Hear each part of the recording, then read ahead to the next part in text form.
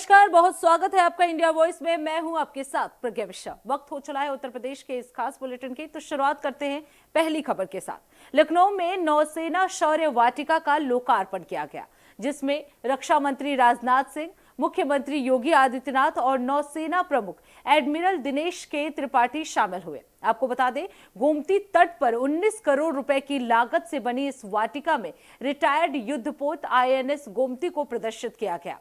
मुख्यमंत्री योगी आदित्यनाथ ने कहा कि राष्ट्रीय सुरक्षा विकास की पहली शर्त है और मजबूत सुरक्षा से ही दुनिया सम्मान करती है। उन्होंने यूपी को सुरक्षित और निवेश अनुकूल राज्य बताया। ये वाटिका युवाओं को नौसेना, देशभक्ति और रक्षा तकनीक के प्रति प्रेरित करेगी। इस दौरान सीएम योगी आदित्यनाथ ने क्या कुछ कहा, चलिए आपको सुनाते हैं। अब मेरा मानना है कि प्रदेश की राजधानी लखनऊ में आने वाला कोई भी व्यक्ति लखनऊ के अंदर के भारत की परंपरा के साथ, भारत की विरासत के साथ, भारत की सुरक्षा से जुड़े हुए किसी एक केंद्र के भ्रमण के लिए जा सकता है, देख सकता है और उस पर गौरव की अनुभूति कर सकता है। तो श्रृंखला में यह नौसेना वाटिका उसका एक नया उदाहरण और एक नया केंद्र बनकर के यहां पे प्रस्तुत हुआ है। आईएनएस गोमती एक लंबे समय तक भारतीय नौसेना में, भारतीय नौसेना के माध्यम से भारत की समुद्री सुरक्षा की रक्षा करते हुए 2022 में उसे नौसेना से निवृत्त किया गया और आज निवृत्त के बाद उसका बेहतरीन उपयोग करते हुए लखनऊ की जीवनदायिनी गोमती नदी के तट पर ही उसे स्थापित भी किया गया।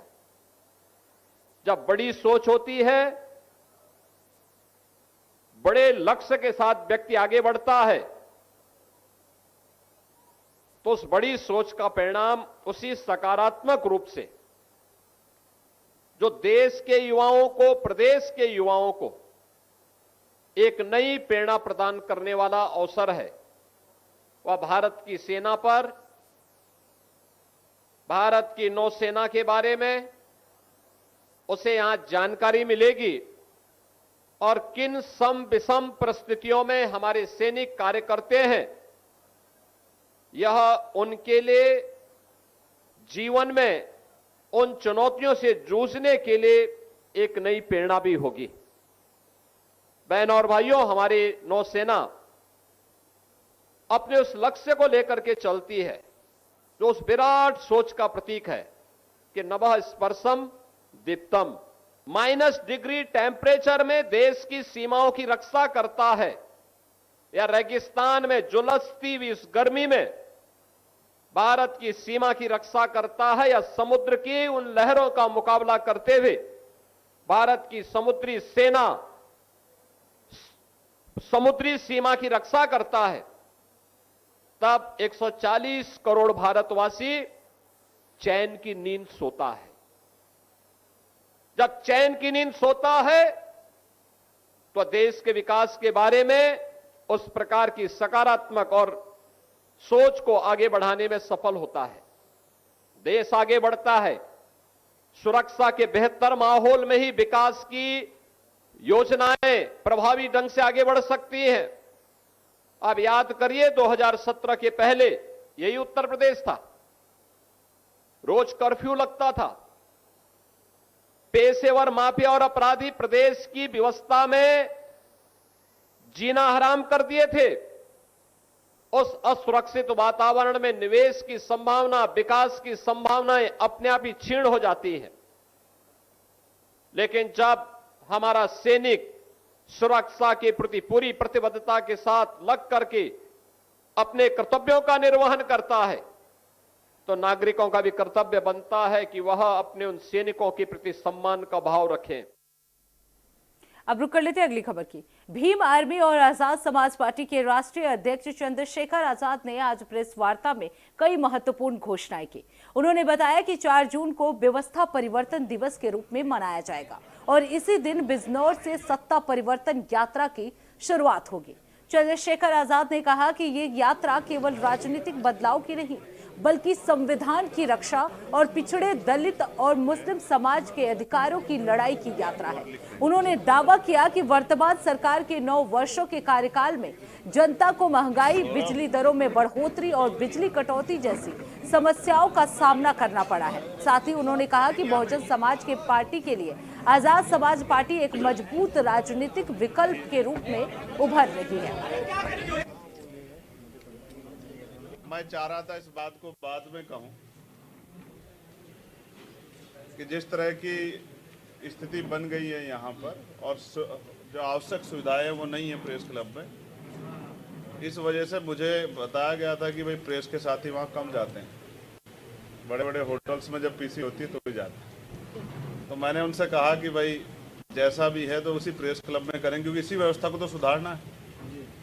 सरकारी व्यवस्था को सुधारेंगे तभी अच्छा रहेगा। तो मैं सबसे पहले तो आपको 4 जून जो आजाद समाज पार्टी काशीराम की सीनियर लीडरशिप ने व्यवस्था परिवर्तन दिवस के रूप में बनाने का फैसला लिया है, और उसके बाद 4 जून व्यवस्था परिवर्तन दिवस पे सत्ता परिवर्तन यात्रा हम लोग उत्तर प्रदेश के बिजनौर से शुरू करेंगे।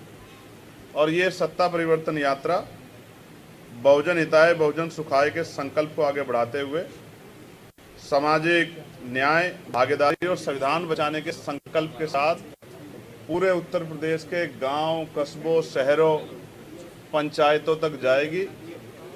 हम और हमारे के कार्यकर्ता पूरे प्रदेश में पहुंचकर जिन मुद्दों पे मैं आगे आपसे बात रखूंगा उन मुद्दों को लोगों तक पहुंचाने का काम करेगा और पार्टी उन्हीं मुद्दों पर चुनाव लड़ेगी।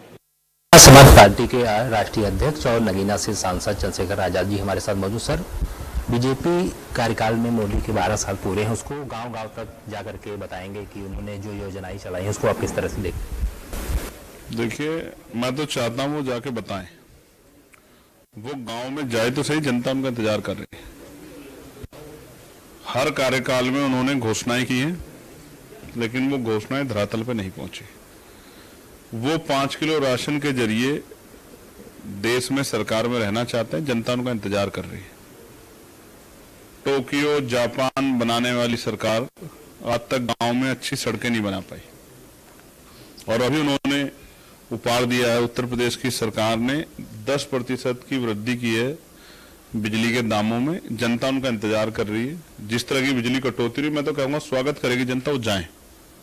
जिस तरह से पेपर लीक हो रहे हैं, SSCGD के पेपर में जो हुआ, बच्चे प्रयागराज में आंदोलन में बैठे हुए रात से, बेटियां सुरक्षित नहीं हैं, किसान परेशान हैं, छुट्टा पशुओं ने किसानों की फसलों का नुकसान कर दिया, प्राकृतिक मार पड़ रही है उन पर, आंधी तूफान अचानक से जो है आ जा रहे हैं, अचानक से ओला पड़ जा रहा है। जनता, किसान, मजदूर, नौजवान, महिलाएं उनका इंतजार कर रही है, जिनको अच्छे दिन के सपने दिखाए थे। वो जाए तो सही, जाए, अपनी बात रखें, उनको पता लगेगा। आप भी रोज वीडियो देखना, फोटो देखना, आपको पता लगेगा कि कितने सरकारी डिपार्टमेंट का निजीकरण करके उन्होंने सरकारी नौकरी खत्म कर दी और नौजवानों में किस तरह का आक्रोश उनके प्रति। योगी आदित्यनाथ ने कल एक बयान दिया था कि अब उत्तर प्रदेश में माफिया नहीं रहे, जितने थे उनका सफाया कर दिया गया। अब उस बयान किस तरह देखते? योगी जी को शायद अभी हाई कोर्ट ने पूछा था, ऑनरेबल हाई कोर्ट ने एक लिस्ट भी दी थी माफियाओं की, तो वो उसके बारे में बता देंगे कि वो माफिया हैं या चले गए।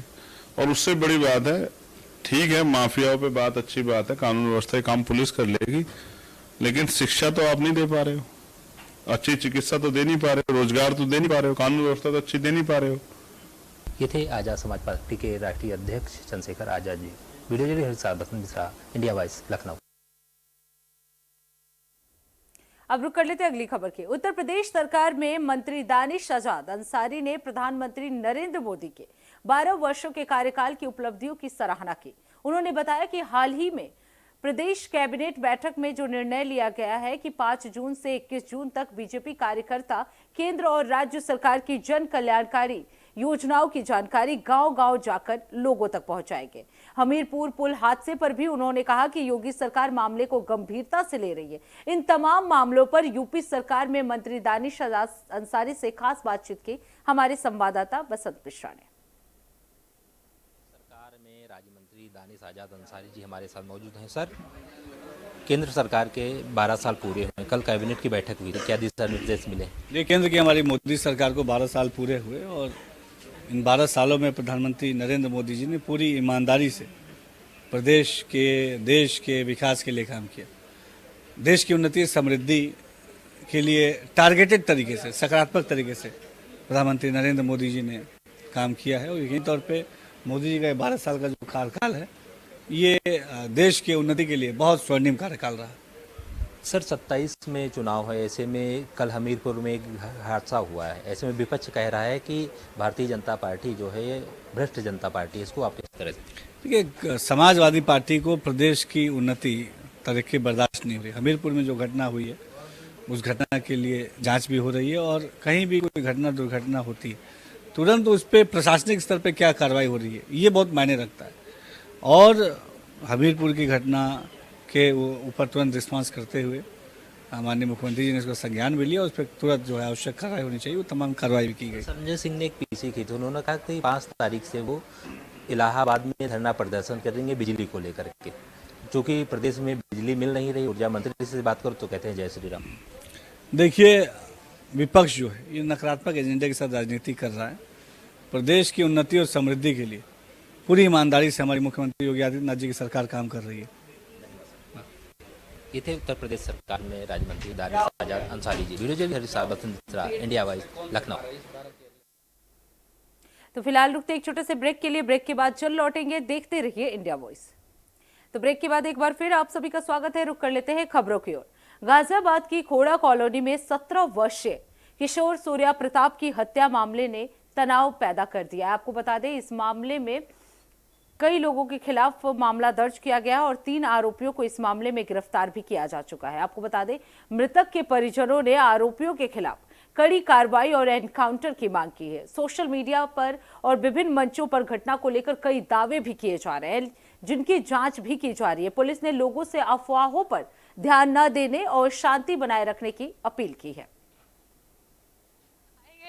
वो असद भी जाना कि उसका इनकाउंटर करवा के हमारे सामने लेके आओ, मुझे देखना है मरा हुआ, तभी हमारे भाई की बॉडी यहाँ तो जाएगी, वरना नहीं जाएगी। छोटा वाला था, वही मेरा सहारा बनना था, वो भी मोमनन के असद नाम के लड़के ने मेरे को बेसहारा कर दिया। ये चीख उस माँ की है जिसका 17 साल का बेटा अब इस दुनिया में नहीं है। कुछ जिहादी मानसिकता के लोगों ने एक परिवार का चिराग बुझा दिया। हमें इंसाफ दिलाओ। माँ ने अपना बेटा खोया, बहन ने अपना भाई खोया और एक परिवार का चिराग बुझ गया। बदहाल अवस्था में ये माँ अपने बेटे के लिए इंसाफ की मांग कर रही है। एक तरफ जहां यूपी की योगी सरकार राज्य में कानून व्यवस्था पर गर्व महसूस कर रही है, वहीं दूसरी ओर यह हत्याकांड योगी सरकार की कानून व्यवस्था की धज्जियां उड़ाता दिख रहा है।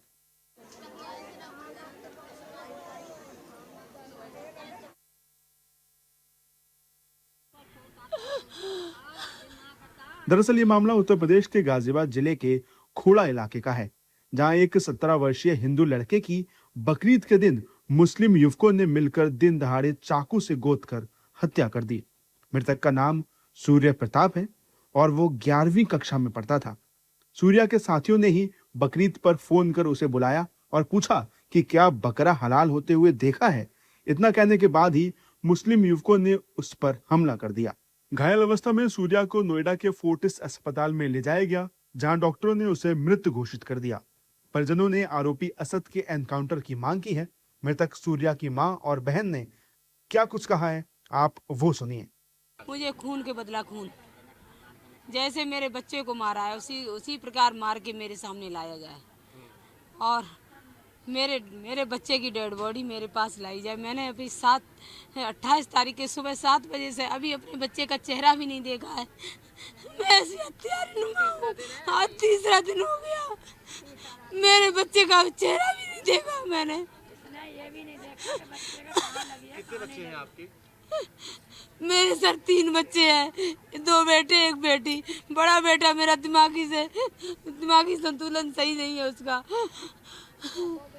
छोटा वाला था, वही मेरा सहारा बनना था, वो भी मोमनन के असद नाम के लड़के ने मेरे को बेसहारा कर दिया। हमें ईद वाले दिन 3:30 बजे पता लगा था। मेरे बड़े भाई के फोन आया था कि दीदी ऐसे छोटे भाई के किसी ने चूरा भोग दिया है, हम फोर्टिस हॉस्पिटल में जा रहे हैं, वहाँ पे आके मिल जल्दी से। तो मैं वहीं से मैं तो यहाँ थी नहीं, मैं तो ससुराल से आई थी। मेरे को तो मेरे भाई का मेरे को फेस तक नहीं देखने को मिला अभी तक। हम हॉस्पिटल से भी होके आ गए ना, हॉस्पिटल वालों ने एक बार भी चेहरा देखने दिया ना, अभी तक हमारे पास हमारे भाई की बॉडी आई है। कौन लोग थे जिन्होंने ये किया, जानते हैं आप उनको? मोमनन थे, सारे के सारे मोमनन के बच्चे थे। ये असद नाम का लड़का था जिसने मेरे भाई के पेट में छुरा भोगा था।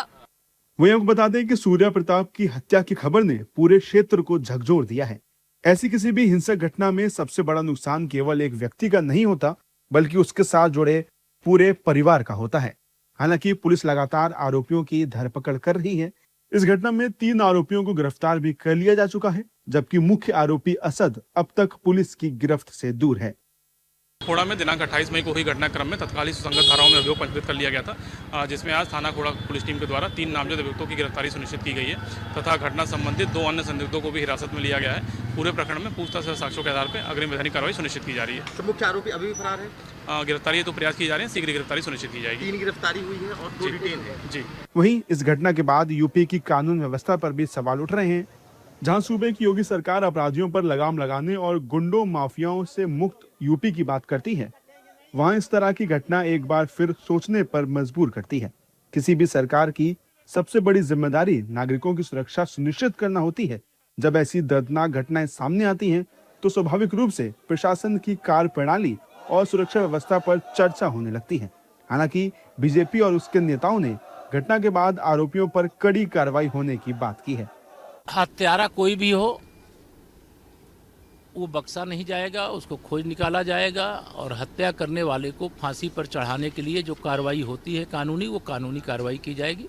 सरकार कानून व्यवस्था को लेकर के बहुत गंभीर है और जिन लोगों ने ऐसा अपराध किया उनके खिलाफ कठोर से कठोर कानूनी कार्रवाई की जाएगी। सभी नए युवाओं से मैं कहना चाहता हूं, इनसे दूरी बनाकर रहिए।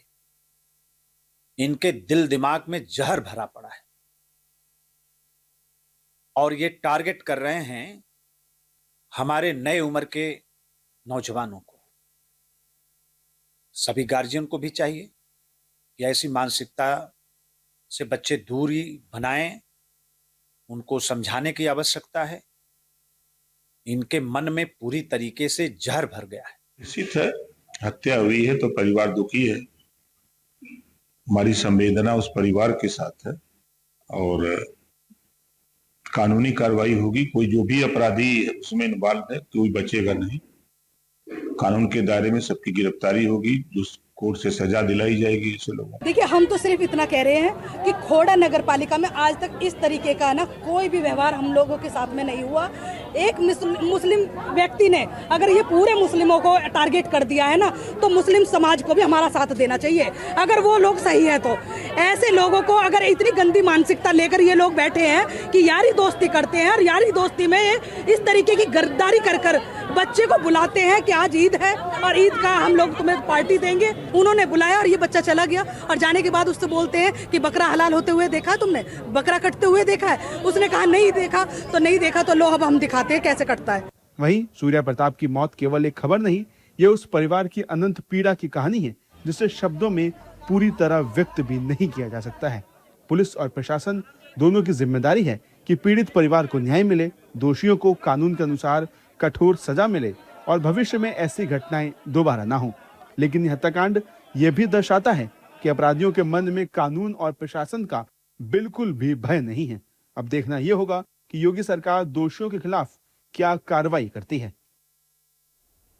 अब रुक कर लेते हैं अगली खबर की। गाजियाबाद के खोड़ा थाना क्षेत्र में बकरीद के एक दिन 17 वर्षीय किशोर की हत्या का मामला सामने आने के बाद इलाके में तनाव का माहौल है। मृतक की पहचान सूर्या चौहान के रूप में हुई है। आरोप है कि कुछ युवकों ने उसे बातचीत के बहाने बुलाया और फिर उस पर धारदार हथियार से हमला कर दिया।